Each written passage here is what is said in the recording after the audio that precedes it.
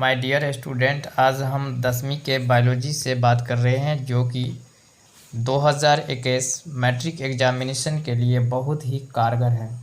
आज का जो पहला क्वेश्चन है, ये क्वेश्चन है मनुष्य के अमाशय में जो HCl अम्ल स्रावित होता है वह कैसे कार्य करता है। तो जी हाँ माय डियर स्टूडेंट, यहाँ से देखेंगे आप कि हमारे जो शरीर के अंदर में HCl होता है जो हाइड्रोजन क्लोराइड कहलाता है, ये एक प्रकार का अम्ल होता है, एसिड होता है। ये हमारे शरीर के अंदर में किस प्रकार से काम करता है, तो हम देखेंगे कि ये जो हमारा HCl है, ये हमारे शरीर के अंदर में जो गैस्ट्रिक HCl होती है ये अम्लीय माध्यम प्रदान करता है। तो यहाँ साफ सुथरी में बात समझ में आ जाती है कि गैस्ट्रिक जो HCl होती है ये अम्लीय माध्यम प्रदान करती है। तो हमारे अमाशय के अंदर में ये अम्ल मतलब एसिड प्रदान करती है। जो गैस्ट्रिक एंजाइम, कौन सी एंजाइम? गैस्ट्रिक एंजाइम पेप्सिन को सक्रिय करता है। अब यहाँ देखेंगे कि ये जो गैस्ट्रिक HCl होती है मतलब कि गैस्ट्रिक हाइड्रोजन क्लोराइड जो होती है ये पेप्सिन को सक्रिय करता है। सक्रिय मतलब तैयार करता है, और जब यह तैयार हो जाती है तो ये भोजन में पाए जाने वाले अलग अलग कीटाणु को मारता है।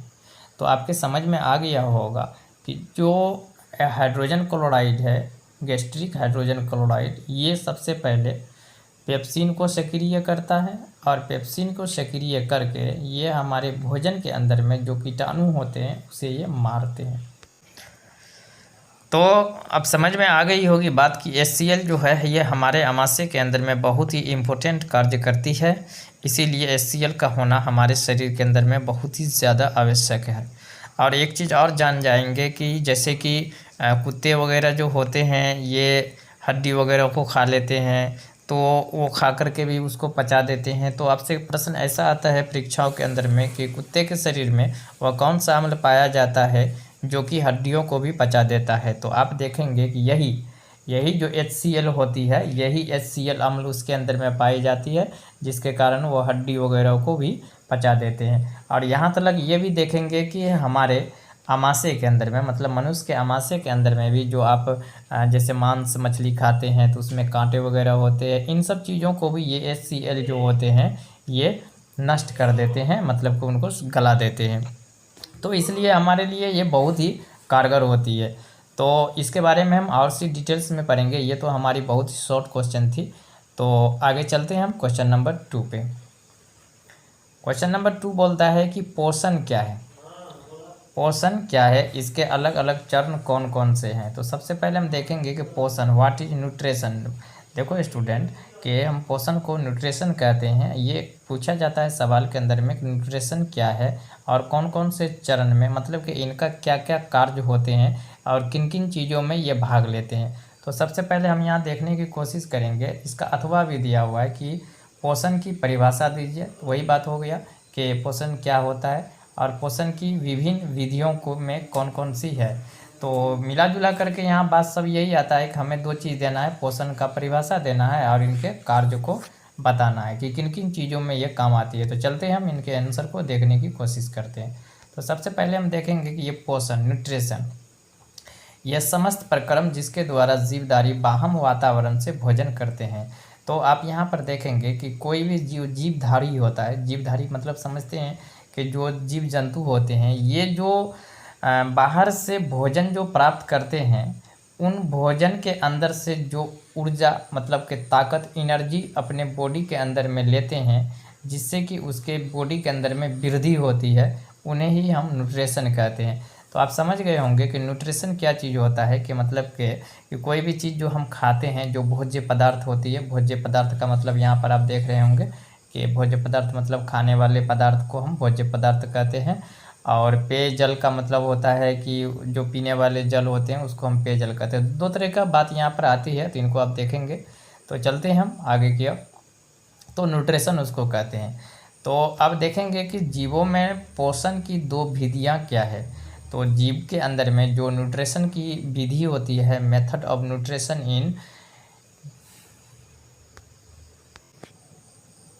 तो चलते हैं हम देखते हैं यहाँ कि जीवों में पोषण की 2 विधियों को लिखे। तो अब यहाँ पर सवाल बनता है कि जीवों के अंदर में जो पोषण की 2 विधि होते हैं उनको लिखना है। तो घबराइए नहीं, आप आराम से इसका आंसर दे सकते हैं। तो जीवों के अंदर में जो पोषण होता है वो 2 प्रकार की होती है। पहला सवाल, अब हम देखते हैं कि ये जो हमारा सवाल है, पहला जो है हमारा सवाल कि जीवों के अंदर में पोषण 2 विधि से होती है। एक होती है स्वपोषी, जिसको हम स्वयंपोषी पोषण कहते हैं, और दूसरा जो है हमारा, ये दूसरा हमारा होता है परपोषी पोषण, जिसे हम विषमपोषी पोषण भी कहते हैं। अब आगे हम देखेंगे कि परपोषी पोषण निम्नलिखित 3 प्रकार के होते हैं। तो यहाँ आप देख रहे हैं कि जीवों के अंदर में जो पोषण होता है वो 2 विधि से होता है।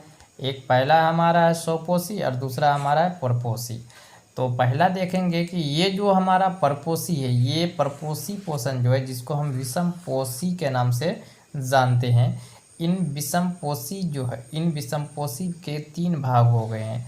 मतलब ये हुआ कि ये परपोषी के 3 भाग हुए, मतलब विषमपोषी जो है ये 3 भागों में बढ़ चुके हैं। एक है मृतोपजीवी पोषण, मतलब ऐसे पोषण जिसको मृतजीवी कहा जाता है। मृतजीवी का मतलब ये नहीं होता है कि वो मरा हुआ होता है, मतलब कि वो नॉन लिविंग होते हैं।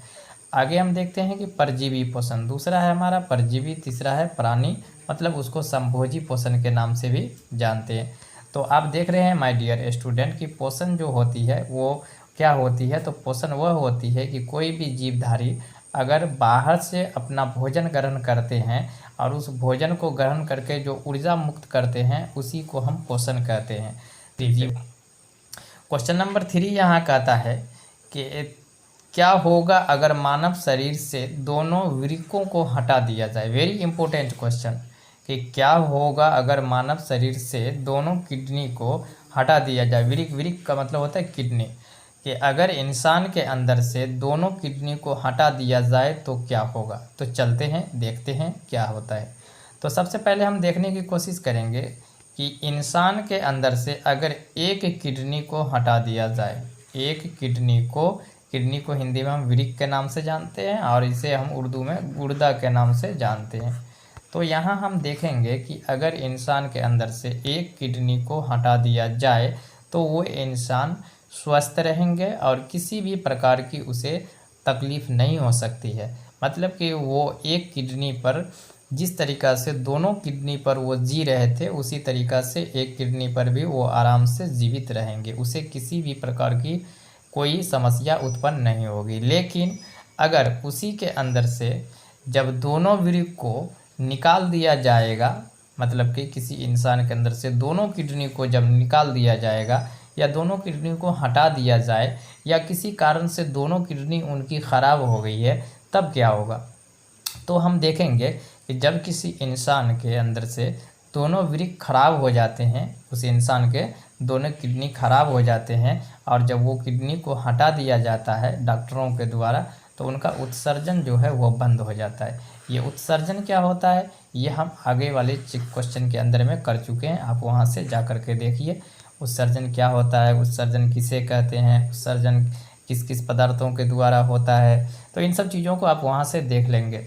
तो देखते हैं यहाँ पर उत्सर्जन हम शॉर्ट में यहाँ बता देते हैं। उत्सर्जन का मतलब क्या होता है कि जब भी मनुष्य कोई भी पदार्थ को अपने भोजन के रूप में लेते हैं, मतलब भोज्य पदार्थ को जब वो अपने भोजन के रूप में लेते हैं, तो वे जब भोज्य पदार्थ हमारे शरीर को एनर्जी दे करके, मतलब कि ऊर्जा में बदल करके जो अपशिष्ट बच जाते हैं, बेकार बच जाते हैं, उनको जो निकालने का काम करता है उसी को हम उत्सर्जन तंत्र के नाम से जानते हैं।